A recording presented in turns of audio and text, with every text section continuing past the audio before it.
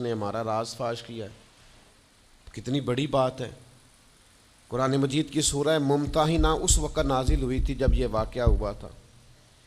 اللہ کے حبیب علیہ السلام نے فرمایا عمر ٹھہر جا، اتنی جلدی نہ کر، اس بندے کی وفات تو دیکھ، یہ بدر میں بھی تلوار لے کے ہمارے ساتھ گیا تھا، بدری صحابی ہے، اس کی وہ بات یاد رکھ کہ بدر کے مقام پر جب کہ بڑا مشکل تھا کافروں کے سامنے کھڑا ہونا، ان کی 1000 تعداد تھی اور مسلمان بڑی عددی طور پر اس کثرت کا شکار نہیں تھے، صرف 313 تھے۔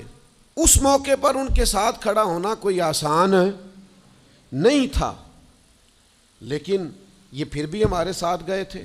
تو حضرت عمر رضی اللہ تعالیٰ عنہ جب چپ کر گئے تو اللہ نے قرآن نازل کیا، کہا اے ایمان والو، یہودیوں اور عیسائیوں کو اپنا دوست نہ بتاؤ۔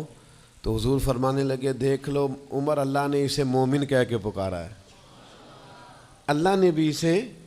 اب نبی کریم نے فرمایا بتاؤ یہ تم نے کیا کیا؟ تو عرض کی یا رسول اللہ صلی اللہ علیہ وسلم، آپ میرا ظاہر باطن جانتے ہیں، جتنے بھی یہاں سے لوگ ہجرت کر کے مکے سے آئے ہیں نا، ان کا کوئی نہ کوئی رشتہ دار مکے میں ہے جو ان کے رشتہ داروں کا، بال بچوں کا، گھر والوں کا دھیان رکھتا، میرا وہاں کوئی بھی نہیں۔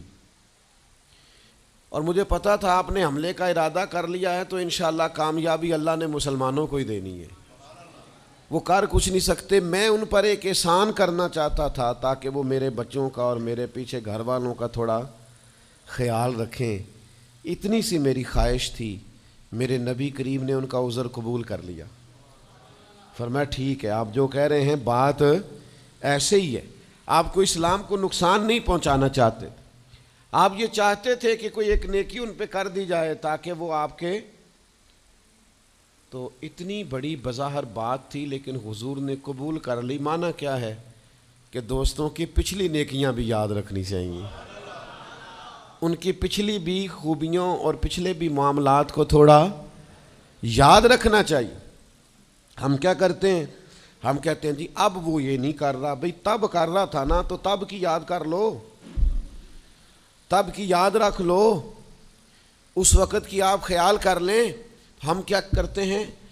ہم 99 دفعہ کسی نے نیکی کی ہے تو ہم کہتے ہیں 100/100 چاہیے، آج بھی یہ کرے گا تو پھر تو قابل قبول ہے۔ تو اس سے کیا ہوتا ہے؟